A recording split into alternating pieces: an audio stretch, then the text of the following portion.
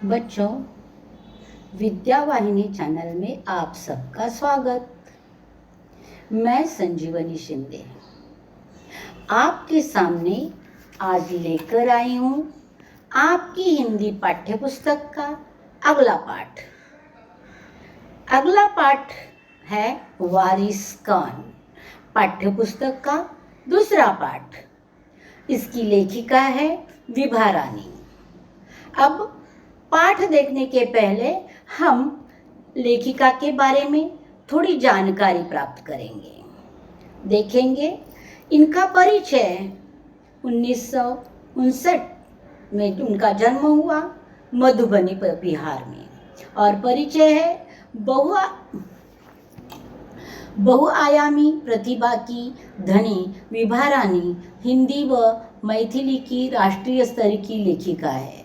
आपने कहानी, गीत, अनुवाद, लोक साहित्य एवं नाट्य लेखन में प्रखरता से अपनी कलम चलाई है।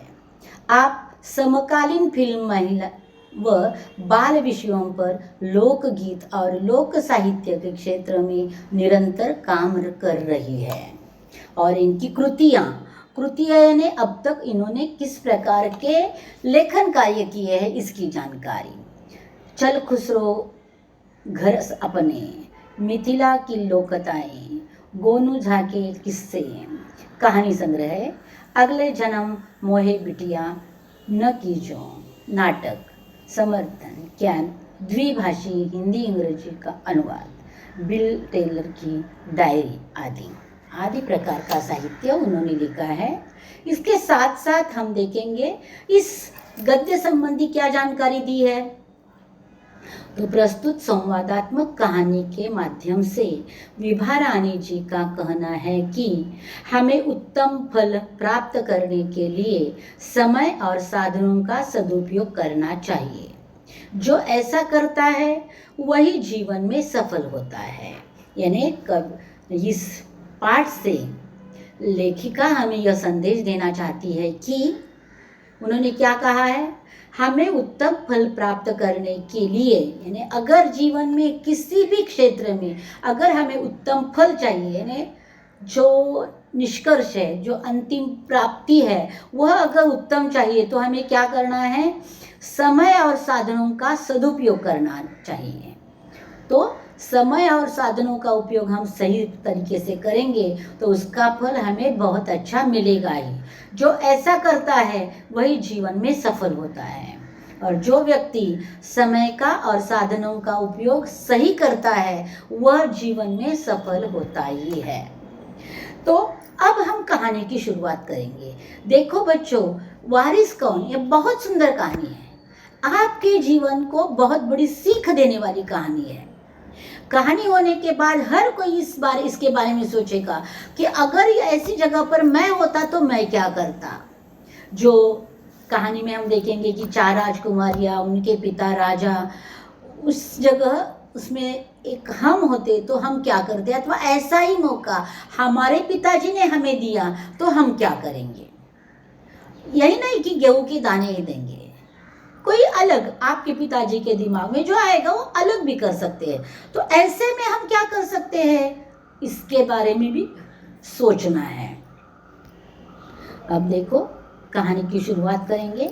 मैं थोड़ी थोड़ी कहानी पढ़ते हुए समझाते जाऊंगी, और समझाते वक्त कुछ कठिन शब्दों के अर्थ भी बोलती जाऊंगी, तो पेंसिल से लिख लेना। यह कहानी सीधी सादे शब्दों में, ज़्यादा कठिन शब्द इसमें है नहीं, अथवा ज़्यादा सोचने जैसी बात नहीं है। एक दो बार आपने ध्यान से कहानी सुनी, अथवा मेरा जो यह वीडियो है वह आपने 1-2 बार ध्यान से सुना, तो आपको दोबारा इस पाठ की ज़्यादा पढ़ाई करने की ज़रूरत नहीं है। हाँ, लेकिन लेखन कार्य लिखने की ज़रूरत है, और वह पूरा करना तुम्हारा काम है। कहानी की शुरुआत करेंगे। एक राजा था, उसके 4 बेटियां थीं। राजा ने सोचा कि इन चारों में से जो सबसे बुद्धिमान होगी उसे ही अपना राजपट सौंपेगा। इसका फैसला कैसा हो वह सोचने लगा। अंत में उसे एक उपाय सूझ गया। ने राजा सोचता है, राजा को 4 बेटी आई थी, तो चारों में से एक को ही मैं अपना राजपट यानी पूरा राज्य सौंपा दूंगा। लेकिन चारों में से किसको देना? बड़ी है इसके लिए बड़ी को, छोटी है इसके लिए छोटी को, या बीच वाली को देना? किसको दूं मैं? उसके सामने सवाल आता है।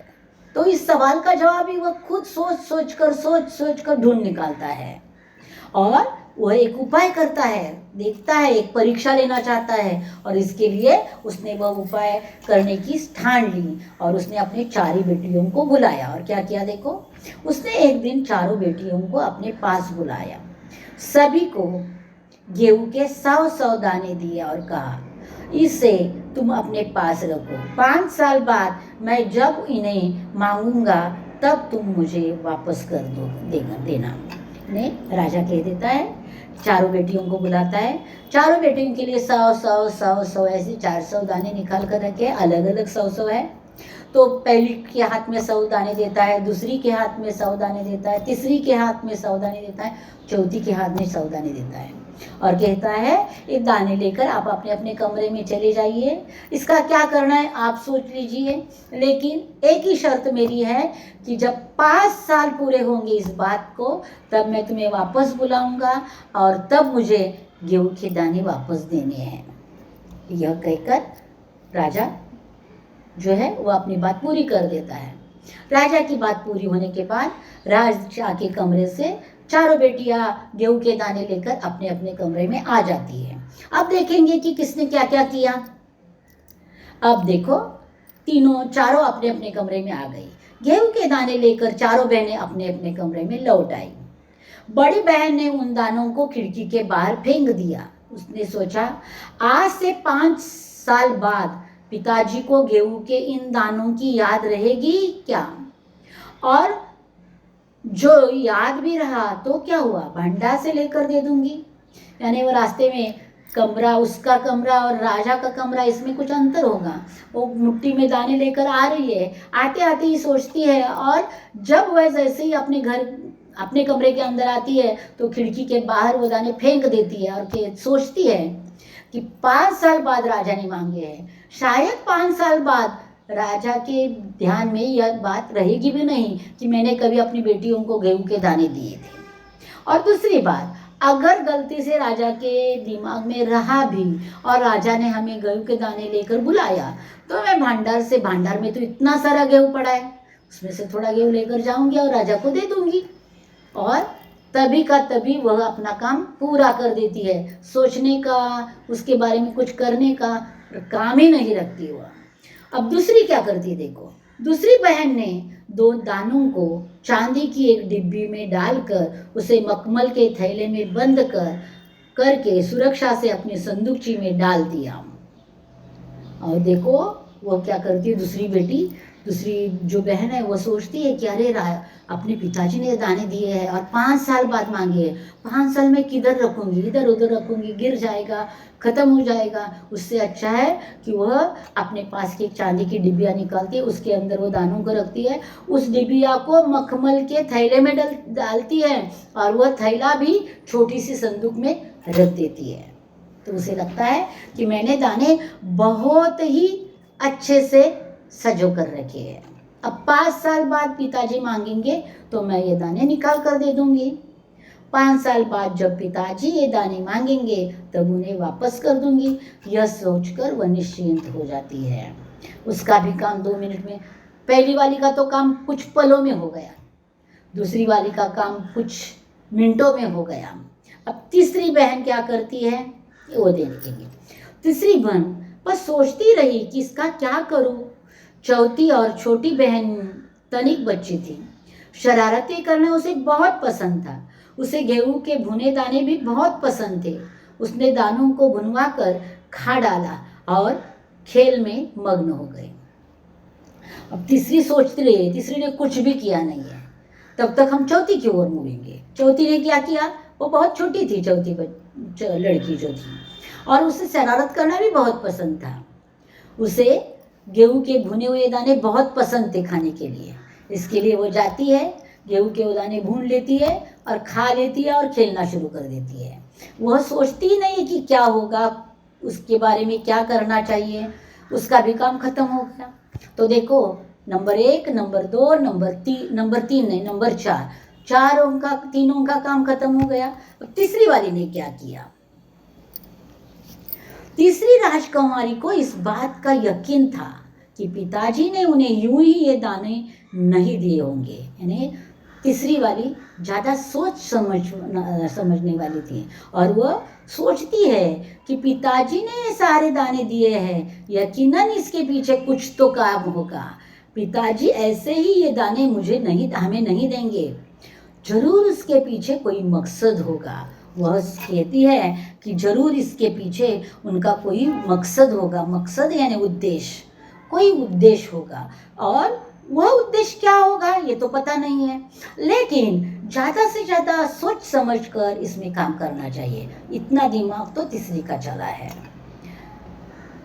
पहले तो उसने भी अपनी दूसरी बहनों की तरह ही उन्हें सहेज कर रख देने की सोची। पहले वो भी सोचती है कि ठीक से सहेज कर रखना है, नहीं एकदम ठीक से रखना।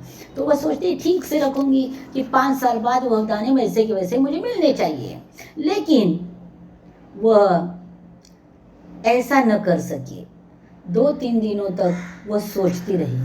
2-3 दिन गए। देखो, पहली वाली का तो कुछ पलों में काम हो गया, और तीसरी वाली है जो 2-3 दिन सोचती रही। उसने दानों को कुछ नहीं किया, एक कोने में रख दिए हैं और सोचती रही कि क्या करूं क्या करूं क्या करूं। अब क्या हुआ? फिर से उसने अपने कमरे की खिड़की खोली और पिछली वाली जमीन में वे दाने बो दिए। यानी उसने क्या किया, खिड़की खोली और बाहर देखा तो जमीन दिखाई दी। तो उसे लगता है कि ये दाने जाकर मैं जमीन में बो दूंगी। वो वैसे जाती है खिड़की बाहर से, खिड़की के पीछे, और जमीन में वो दाने बो देती है। जैसे ही दाने अगर जमीन में बोए, और अगर उस जमीन में गीलापन है तो अपने आप उसमें अंकुर फूटे, पौधे तैयार हुए, दाने निकले। फिर क्या हुआ, वह पौधे बढ़ते बढ़ते बढ़ते गए, बालियाँ आ गई गेहूं की, और उस बालियों में बहुत सारे दाने निकले। तो गोनी 2 गोनी तो नहीं निकले होंगे, क्योंकि 100 दाने किए थे, तो किलो 2 किलो निकले होंगे। तो वो दाने वो निकालती है, फिर उन्हें बोती है, फिर उसको सजोकर बड़ा करती है, फिर उसमें से दाने निकालती है, फिर उसको बोती है। ऐसे उसने 5 बार किया और ढेर सारा गेहूं तैयार हो गया। अब 5 साल इसमें हो गए। 5 साल के बाद राजा ने फिर चारों बहनों को बुलाया और कहा, आज से 5 साल पहले मैंने तुम चारों को गेहूं के 100 दाने दिए थे और कहा था कि 5 साल बाद मुझे वापस करना। कहाँ है वे दाने?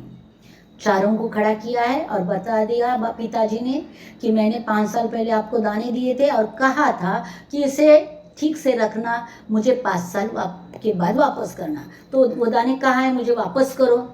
बड़ी राजकुमारी भंडार घर जाकर गेहूं के दाने ले आई और राजा को दे दिया। तो बड़ी बेटी ने पहले ही सोचा था, उसी 5 साल पहले उसी दिन उसी पल सोचा था कि राजा ने मांगे तो भंडारघर से लेकर दे दूंगी। वो भंडारघर जाती है, दाने लेती है और वापस आती है और पिताजी को दे देती है।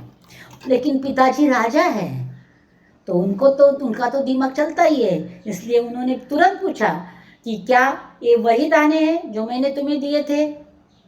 तो राजकुमारी को पूछते हैं कि वह यही दाने हैं कि जो मैंने तुम्हें दिए थे? तो वो क्या कहती, देखो। पहले तो राजकुमारी ने हाँ कर दिया।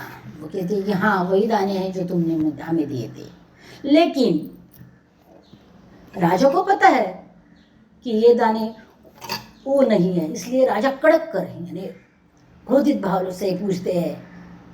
तब उसे सच्ची बात बता दी। और जब कड़क कर राजा पूछता है तो हमेशा बच्चों का यही होता है कि सीधे साधे पूछा जाए तो झूठ बोल देते हैं। सच बोल रहे हो? ऐसा अगर पिताजी ने या माँ ने डांट कर पूछा तो नहीं नहीं नहीं ये बात सत्य है, और सत्य बात कह देते हो। वैसे ही, और बच्चे भोले होते हैं ना, वैसे ही ये राजकुमारी भी बोली है। उसने तुरंत बता दिया कि नहीं, ये तुम्हारे दाने नहीं है, वो मैंने फेंक दिए। जो भी कहानी थी वो बता दी। राजा ने दूसरी राजकुमारी से पूछा, तुम्हारे दाने कहाँ हैं? तो दूसरी राजकुमारी क्या जवाब देती है, देखेंगे। दूसरी राजकुमारी से पूछा, तुम्हारे दाने कहाँ हैं? दूसरी राजकुमारी अपनी संदूकची में से मखमल के गोल खोल वाली डिब्बी उठा लाई। खोल वाली यानी जो उसका ऊपर से कवर डाला जाता है, वो खोल उसे कहते हैं। वह जो उसने तो सजो कर रखे थे दाने, तो वो दाने लेकर वह आती है और मखमल के खोल से डिब्बी निकालती है और डिब्बी खोली जाती है। तो देखा जाता है कि राजा ने उसे खोल कर देखा तो दाने सड़ गए थे। चांदी के डिब्बी के अंदर रखने के बाद भी वो दाने सड़ गए थे, क्योंकि 5 साल हुए थे, तो 5 साल में कोई गेहूँ नहीं रहेगा, तो वह सब सड़ गए थे। दूसरी राजकुमारी का हो गया। अब राजा तीसरी राजकुमारी की ओर मुड़ता है और पूछता है, तुमने क्या किया, मुझे दिखा दो, तुमने क्या किया उन दानों का? तीसरी ने कहा, मैं इसका उत्तर आपको अभी नहीं दूंगी, क्योंकि जवाब पाने के लिए आपको यहाँ से दूर जाना पड़ेगा और मैं वहाँ आपको कल ले चलूँगी। और वो कहती है कि मैंने दाने रखे हैं, कैसे रखे हैं, क्या किया है, इसके बारे में अब कुछ भी नहीं बताऊंगी। मैंने दानों का क्या किया है वो देखने के लिए मैं तुम्हें कल यहाँ से ले जाऊंगी। थोड़ा दूर जाना पड़ेगा, लेकिन जाने के बाद वहाँ मैं सब कुछ दिखा दूंगी। यह राजा को वो कहती है। तो राजा चौथी बेटी की ओर मुड़ता है। राजा ने अब चौथी और सबसे छोटी राजकुमारी से पूछा। उसने उसी लापरवाही से जवाब दिया, उन दानों की कोई कीमत है पिताजी? वैसे तो ढेरों दाने भंडार में पड़े हैं।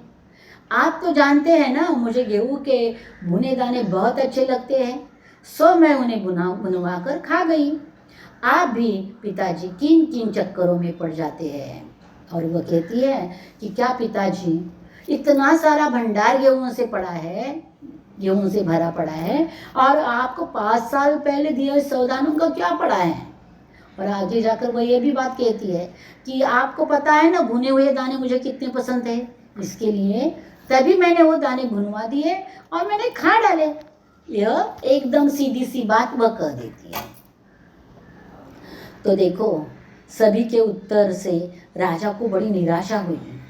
चारों में से अब उसे केवल तीसरी बेटी से ही उम्मीद थी, यानी कुछ आशा थी कि अब तीनों का जवाब तो सुना, तीनों का जवाब तो कुछ भी लायक नहीं था। अब इन तीनों को कैसे मैं राज सौंपा देता हूँ, अब तीसरी क्या करेगी, उसके ऊपर थोड़ा मुझे उम्मीद है, थोड़ी आशा है, वह कहता है।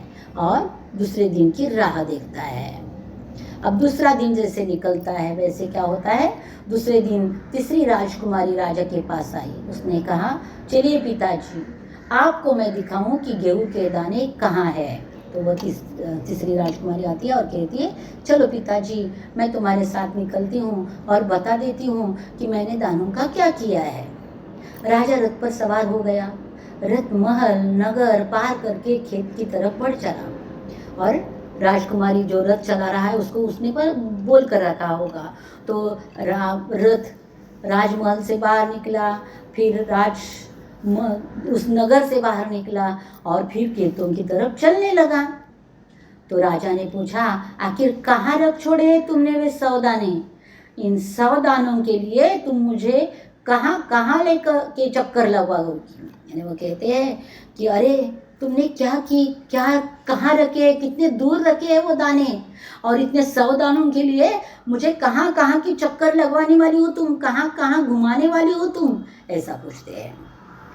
तब रथ एक बड़े से हरे भरे खेत के सामने आकर रुक गया और ऐसी बातें चल रही थी। तब तक एक खेत आया जो सामने हरा भरा पड़ा था। राजा ने देखा सामने बहुत बड़े खेत में गेहूं की फसल थी। उसकी बालियां हवा में झूम रही थी, जैसे राजा को कोई खुशी भरा गीत सुना रही हो। यानी राजा कहता है कि मैंने सामने देखा तो बहुत सारा हरा भरा गेहूं का खेत था और गेहूं के उस पौधे पर बालियां झूम रही थी और हवा के साथ वह ऐसी झूम कर गाना गा रही थी जैसे कि राजा को वो खुशी का गाना सुना रही थी। राजा ने हैरानी से राजकुमारी की ओर देखा कि ये क्या दिखा रही हो तुम? तो राजकुमारी कहती है, पिताजी, ये है वे 100 दाने जो आज लाखों लाख दानों के रूप में आपके सामने है। मैंने उन 100 दानों को बोकर इतनी अधिक फसल तैयार की है। तो वो बोलती है कि वही 100 दाने हैं जो लाखों लाखों के रूप में बदल गए हैं। आपने जो 100 दाने दिए थे उन्हें बोकर ही मैंने और ज़्यादा बाहर बार थोड़ा थोड़ा बढ़ाते बढ़ाते आज एक इतने सारे गेहूं का खेत पूरा का पूरा भरा है। यह आपके 100 दाने हैं। राजा को कितना आश्चर्य हुआ होगा, राजा को कितनी खुशी हुई होगी, क्योंकि जब अपने बच्चे ऐसा होशियारी का काम करते हैं तो सबसे भुला नहीं जाते उसके माँ बाप। तो राजा को बहुत बहुत खुशी हो जाती है और राजा अपनी बेटी की ओर देखने लगता है और उससे गले लगाता है। गले लगाना यानी प्यार से मिलना। तो राजा उसे प्यार से मिलता है और कहता है अब मैं निश्चिंत हो गया, क्योंकि मैं बूढ़ा होता जा रहा था। मुझे बहुत चिंता थी कि मेरे पीछे मेरे राज्य का उत्तराधिकारी कौन बनेगा, मेरे पीछे मेरा राज्य कौन संभालेगा। लेकिन बेटी मैं आज निश्चिंत हो गया, क्योंकि तुम बहुत ही सयानी हो और बहुत ही आसानी से अपना राज्य संभाल पाओगी। और इसीलिए उसी वक्त राजा कहते हैं तुम ही मेरे राज्य की सच्ची उत्तराधिकारी हो। उत्तराधिकारी यानी वारिस। अब देखो वारिस तो ऐसे चारों बच्चे हैं, लेकिन राज्य कारोबार का जो भी अधिकार है वह सब तीसरी बेटी को मिलेगा। और ऐसे तो चारों बेटियां वहाँ रहेगी, वो तो सब चलता रहेगा, लेकिन सब अधिकार तीसरी बेटी को मिलने वाले हैं। तो देखो बच्चों, ऐसे सयाने काम करोगे तो अपने माता पिता को भी बहुत खुश रखोगे। और माता पिता को खुश रखने के लिए नहीं करना है, बेटी ने अपने पिताजी की सोच के जैसा कार्य किया, इसलिए उसे बहुत बड़ा अच्छा फल मिला कि उसे पूरा राज दरबार का अधिकार अपने हाथ में मिला। और यह मिलाने के लिए उसकी मेहनत काम आई। तो आपको भी भविष्य में कुछ पाना है तो अब मेहनत करना है, मेहनत से कमाना है, तो अपने आप आपका भविष्य भी बहुत उज्जवल और प्रज्वल होगा। बस यहाँ कहानी पूरी हुई है। हम आगे देखेंगे शब्द वाटिका। जो शब्द वाटिका यानी इसमें कठिन शब्दों के अर्थ होते हैं। कुछ शब्दों के अर्थ मैंने कहानी बताते वक्त, कहानी स्पष्टीकरण करते वक्त बता दिए हैं। अर्थ है, शब्द अर्थ है तनिक, थोड़ा, मकसद, उद्देश्य, खोल, आवरण, उम्मीद, आशा, उत्तराधिकारी, वारिस। यहाँ 2 मुहावरे भी दिए हैं। चक्कर में पड़ जाना यानी दुविधा में पड़ना, और गले लगाना यानी प्यार से मिलना। बच्चों, हर पाठ में ऐसा एक का दूसरा मुहावरा होता है और उसका अर्थ भी दिया जाता है। और आपको परीक्षा में प्रश्न आता है, दिए हुए मुहावरे का अर्थ लिखिए और वाक्य में प्रयोग कीजिए। तो देखो बच्चों, मैंने वाक्य में प्रयोग किया है पहले मुहावरे का, सहेली के घर जाऊं या ना जाऊं इस चक्कर में मैं पड़ी थी। और दूसरा वाक्य है, बहुत दिनों बाद घर आए अपने बेटे को माँ ने गले लगाया। यह दूसरे मुहावरे का अर्थ है। अगला अब स्वाध्याय हम देखेंगे। जो कृतियाँ है, सूचना के अनुसार कृतियाँ करो, उत्तर लिखो। तो प्रश्न है, गेहूं के दानों का चारों बहनों ने क्या किया। अब पहली ने क्या किया, बड़ी बहन ने उन दानों को खिड़की के बाहर फेंक दिया। दूसरी बहन ने दानों को चांदी के एक डिब्बी में डालकर उसे मखमल के थैले में बंद करके सुरक्षा से अपनी संदूकची में रख दिया। तीसरी बहन ने जमीन में दाने बो दिए और ऐसे 5 बार फसल निकाली। और चौथी बहन ने दानों को बुनवा कर खा डाला। इस प्रकार उत्तर है। सब उत्तर लिख कर रखो। उसके बाद की कृति है, उचित घटनाक्रम लगाकर वाक्य फिर से लिखो।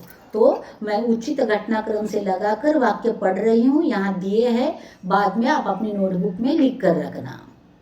पहला, अंत में उसे एक उपाय सूझ गया। सभी के उत्तर से राजा को बड़ी निराशा हुई।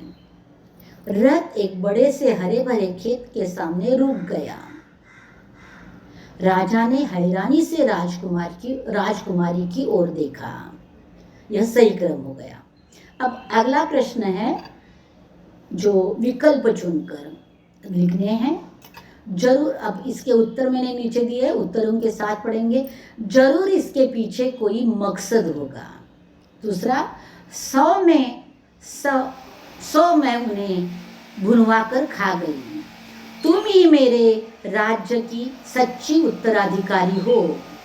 तुम अपने पास रखो, 5 साल बाद मैं तुम्हें मांगूंगा। यह रिक्त स्थान हो गए। परिणाम लिखो। गेहूं के दानों को बोने का परिणाम, अच्छी फसल आई। दूसरी राजकुमारी का संदूकची में दाने रखने का परिणाम, दाने सड़ गए। अब अगला प्रश्न है, सभी के उत्तर सुनकर राजा पर हुआ परिणाम, राजा बड़ी निराश हुआ।